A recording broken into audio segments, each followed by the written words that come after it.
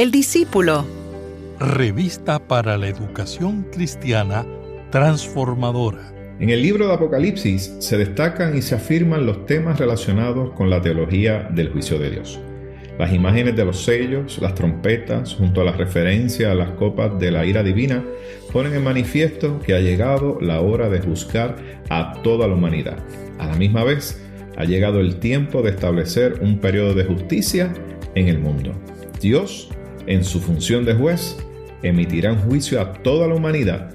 Por un lado, los infieles recibirán la ira divina, pero los fieles recibirán la recompensa de la salvación absoluta y de su liberación completa por parte de Dios. Mi nombre es el reverendo Luis Felipe Ramos Román y te invito a que en el día de hoy puedas acompañarme en esta experiencia de aprendizaje donde estaremos trabajando la lección número 11. ¿Quién es el Rey Eterno? Ven, te invitamos, acompáñanos. El discípulo. El discípulo. Una revista para la educación cristiana transformadora. Mis queridos hermanos, que el Señor le bendiga una vez más. Qué bueno poder compartir con ustedes la palabra del Señor, esperando que este día sea uno lleno de muchas bendiciones y que a través del estudio de su palabra podamos seguir creciendo y madurando en el Señor. Mis queridos hermanos, hoy estaremos trabajando la lección número 11 que se titula ¿Quién es el Rey Eterno? Y la base bíblica que vamos a estar utilizando se encuentra en Apocalipsis capítulo 11, los versos 15 al 19. Pero antes de entrar en el texto, quisiera poder tener una palabra de oración presentando esta experiencia que tendremos en el día de hoy. ¿Qué les parece? Así que oramos y damos gracias al Señor. Dios, te queremos dar gracias en esta hermosa mañana que tú nos has regalado. Te pedimos, Señor, que tú te glorifiques en este día y que de manera especial, Señor, seas con cada uno de nosotros.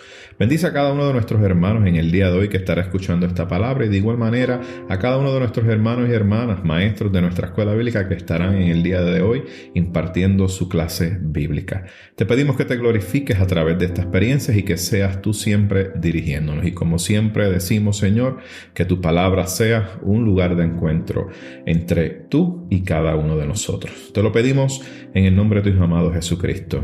Amén, amén y amén. Pues, ¿qué les parece, mis queridos hermanos, si vamos al libro de Apocalipsis, capítulo 11, los versos 15 al 19? Vamos a dar lectura a la versión Reina Valera para que así entonces podamos dar inicio a esta experiencia. Y leemos la palabra en el nombre del Padre, del Hijo y del Espíritu Santo. Amén. El séptimo ángel tocó la trompeta y hubo grandes voces en el cielo que decían: los reinos del mundo han venido a ser de nuestro Señor y de su Cristo, y Él reinará por los siglos de los siglos. Los 24 ancianos que estaban sentados en sus tronos delante de Dios se postraron sobre sus rostros y adoraron a Dios, diciendo: te damos gracias, Señor Dios Todopoderoso, el que eres, que eras y que has de venir, porque has tomado tu gran poder y has reinado. Las naciones se airaron y tu ira ha venido.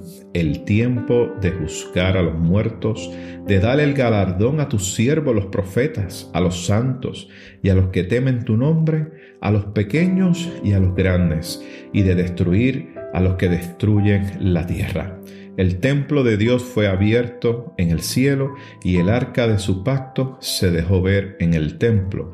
Hubo relámpagos, voces, truenos y un terremoto y granizo grande. Que el Señor añada bendición a su palabra. Mis queridos hermanos, en el día de hoy queremos cumplir con dos objetivos en esta clase. Primero es afirmar que Dios actúa con justicia. Y el número 2, analizar cuán preparados estamos para enfrentar el juicio de Dios. Y esperamos que así el Señor nos acompañe en esta experiencia. Hemos estado leyendo y estudiando el libro de Apocalipsis en la pasada lección y estaremos estudiando en el día de hoy.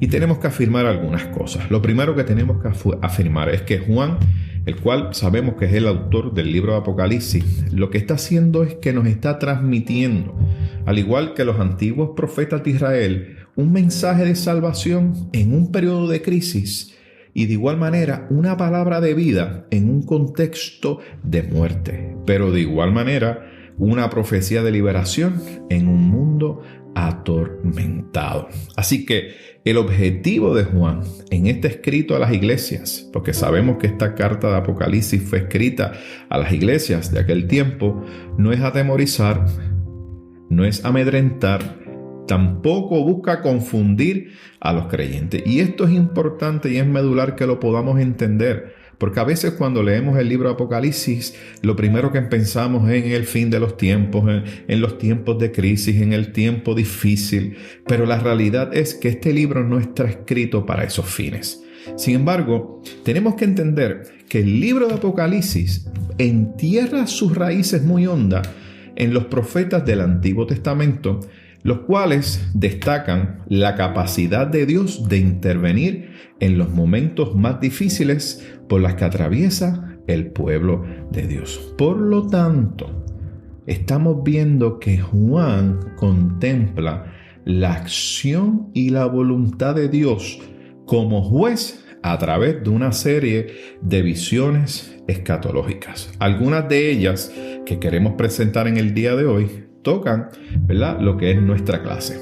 La primera, algunas de ellas. La primera, el juicio, el cual, mis queridos hermanos, presenta el libro de Apocalipsis que le va a tocar a toda la humanidad.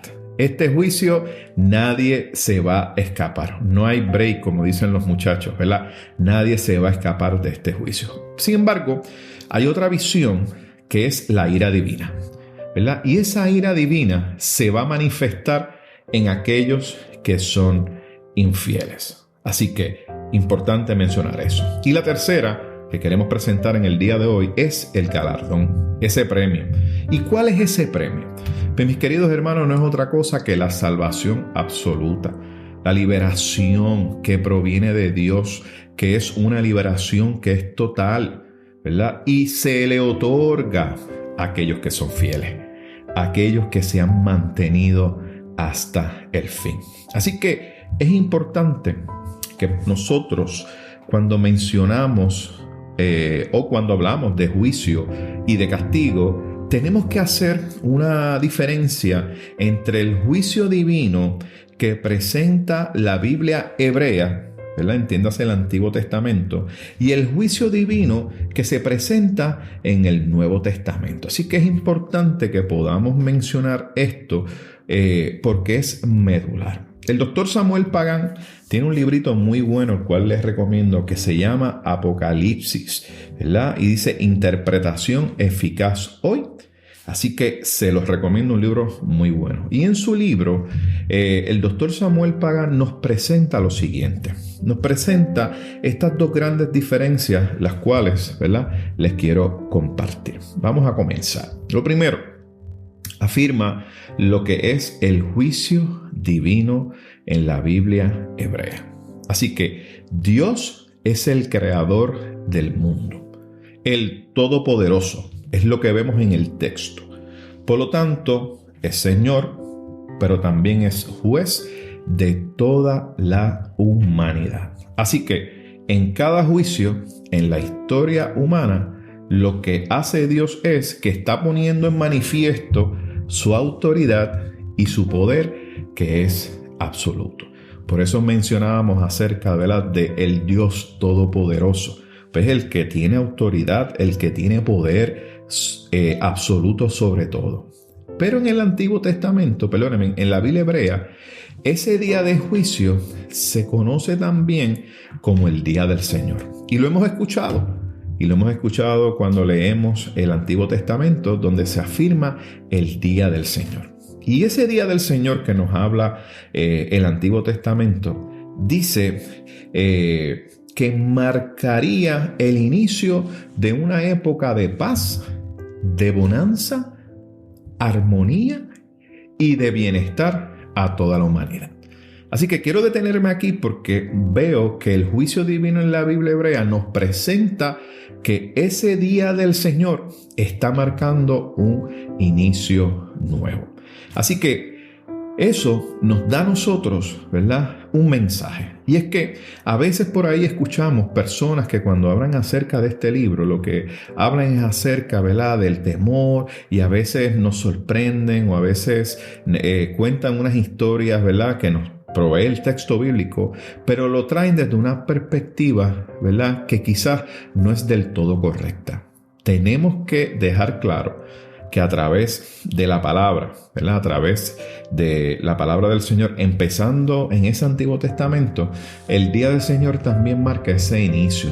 Es un inicio de una paz, de una bonanza, de una armonía, de un bienestar, pero un bienestar para toda la humanidad. Cuando vamos al Antiguo Testamento nos encontramos a través del libro de los profetas que en los momentos más difíciles que pasó el pueblo, por más difícil que el pueblo de Israel la haya pasado, siempre había una palabra de esperanza. Siempre que hubo una situación difícil, el Señor salía al rescate. Podemos decir que luego de cada experiencia, ¿verdad?, que tenía el pueblo de exilio, el Señor traía una palabra de restauración, una palabra de esperanza. Y eso es lo que queremos presentar a través de este texto. Ahora, hay algo también que es importante mencionar, y es que en la Biblia hebrea o en el Antiguo Testamento, cuando habla del Día del Señor, también, ¿verdad?, nos presenta otra cosa. No es solamente el inicio de una época de paz y de bonanza, porque también nos presenta lo siguiente. El profeta Amós, cuando usted lee el profeta Amós, nos llama la atención que ese día del Señor también se convierte en un día de juicio a las naciones. Pero no es solamente a las naciones que rodea a Israel, sino que también está Israel envuelto en ese juicio a las naciones. Así que Israel también sería juzgado por el Señor en el día de Él. Así que el profeta Amós reinterpreta la antigua teología del día del Señor a la luz de las vivencias y las realidades de su comunidad y de su generación. Todos conocemos, ¿verdad?, la experiencia del profeta Amós y lo difícil, ¿verdad?, que le tocó a este profeta, ¿verdad?, en ese tiempo, ¿verdad?, que le tocó, donde el Señor lo llamó, ¿verdad?, a trabajar, a profetizar en ese momento difícil que pasaba el pueblo. Sin embargo, me parece interesante poder plantear que el profeta Amós le decía al pueblo que ese día del Señor sería un día severo para ellos. Así que Dios mismo es el que estaría castigando las maldades del pueblo. Y cuando nosotros vamos al Antiguo Testamento nos damos cuenta todo lo malo que hizo el pueblo. Y vemos la historia de que el pueblo estaba un tiempo bien con Dios y pasaban los años y de momento volvían y caían en maldad. Déjeme mencionar algunos, ¿verdad?, de esas maldades que incurría el pueblo y que el mismo Dios les estaría castigando. Por mencionar algunas. Miren, la codicia, la corrupción, eso es alguna de las maldades del pueblo.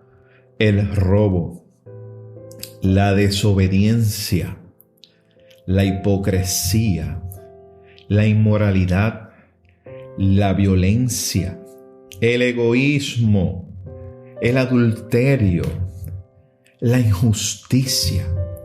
Así que podemos decir que la imagen literaria para ilustrar la acción judicial de Dios es el inicio de un proceso legal contra su pueblo. Así que Dios, que es juez, es Dios quien va a emitir juicio sobre Israel, y ciertamente los delitos de Israel son aquellos que acabamos de mencionar.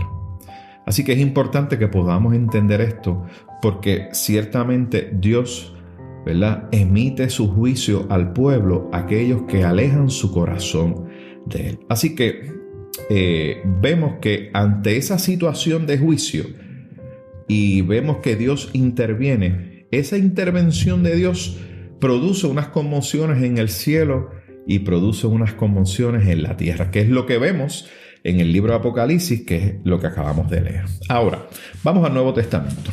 En el Nuevo Testamento hay una expectativa de juicio final, donde es Dios quien ha fijado la fecha. Y todos conocemos que su palabra nos dice que ese día del juicio final nadie lo conoce, solamente Dios. Y ese Dios va a traer salvación, va a traer salvación a los creyentes, pero a la misma vez va a traer perdición a los que no creyeron y se volvieron enemigos de Él. Así que ese día todos los seres humanos serán juzgados sin excepción de personas. Es lo que nos presenta el Nuevo Testamento. También dice que dependerá si es capaz de escuchar y obedecer a la palabra de Jesús. Así que la salvación o la condenación de los seres humanos va a depender si la persona es capaz de escuchar y obedecer la palabra de Jesús. Y eso nos pone a nosotros una pregunta y una interrogante. ¿Cuál es? Bueno, ¿cuál es la palabra de Dios? ¿Cuál es la palabra que nosotros debemos escuchar y cuál es la palabra que nosotros debemos obedecer? Así que, sin embargo, es importante que nosotros podamos mencionar que tanto en el Nuevo Testamento como en la teología tradicional judía del juicio de Dios, pone en manifiesto que Jesucristo, y escuche bien esto, será el juez en el juicio final. Así que Dios está compartiendo con Jesús su Hijo, el Cristo resucitado, la capacidad y el poder de juzgar. Y queremos entrar en ese juicio final, ¿verdad? Y ese juicio final, ¿verdad? Aquellos que escuchan y obedecen la palabra de Jesús están mostrando en su conducta humana cuáles son las cualidades morales, las cualidades éticas que son necesarias y que corresponden a los hijos de Dios.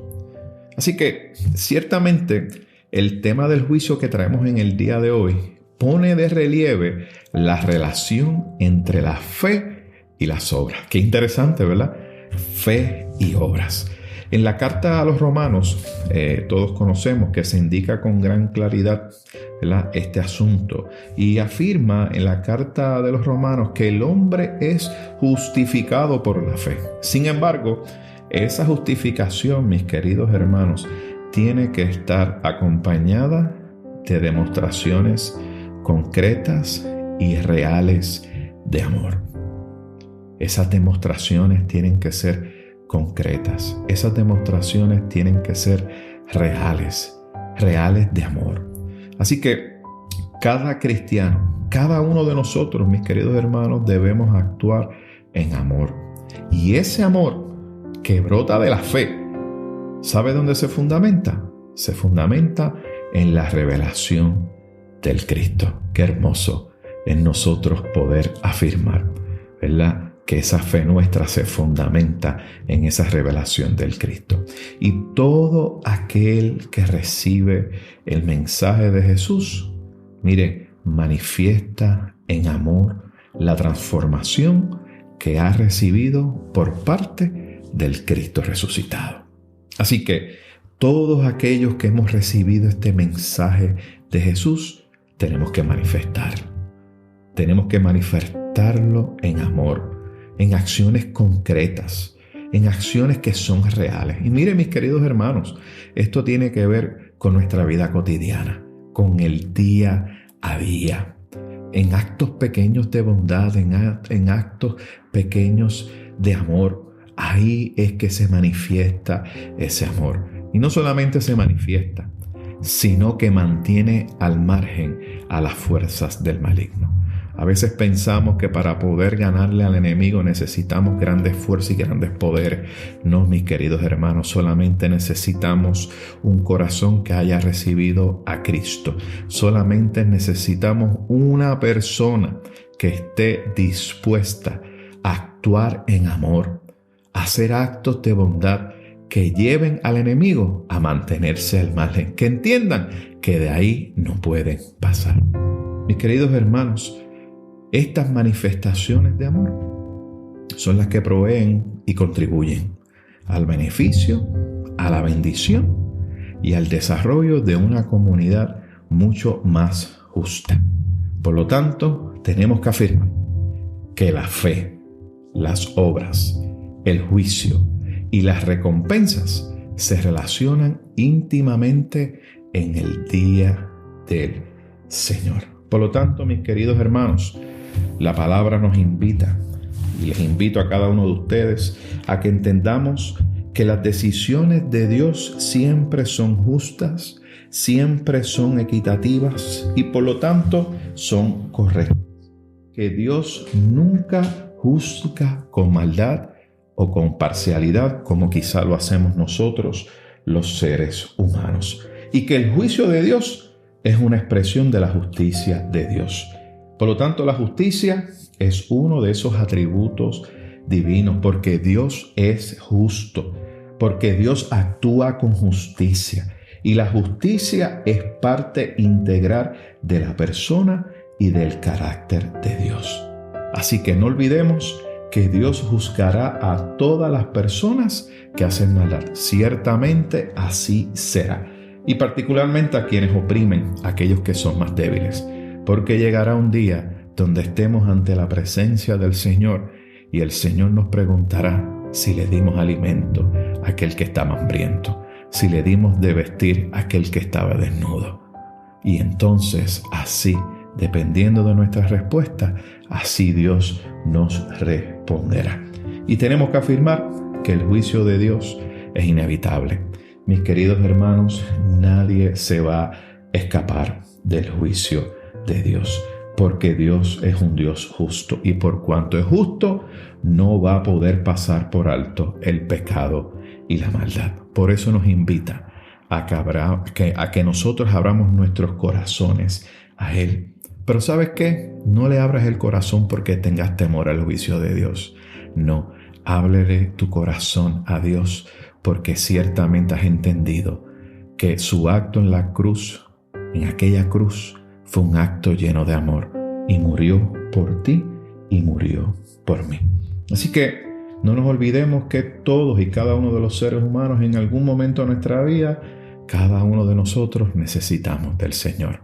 Así que respondamos al Señor y les aseguro que cuando respondamos a Él, vamos a estar preparados para enfrentar el juicio de Dios, porque todos y cada uno de nosotros tendremos que enfrentar ese juicio. Mis queridos hermanos, terminemos con una palabra de oración en este día. Poderoso y justo Dios, que gobiernas el universo desde las alturas, a ti damos gloria, honra y honor. Aceptamos tus juicios porque son justos y los haces con equidad. Celebramos tus juicios porque juzgas con misericordia a la humanidad pecadora, de la cual todos formamos parte. Te alabamos y te bendecimos, Dios de la vida, en el poderoso nombre de Jesús. Amén, amén y amén. Mis queridos hermanos, que el Señor les bendiga y que el Señor les guarde, esperando siempre que el Señor siga hablando a nuestros corazones. Que el Señor te bendiga y el Señor te guarde. Nos veremos la próxima ocasión. Gracias por escuchar El Discípulo. Revista para la Educación Cristiana Transformadora.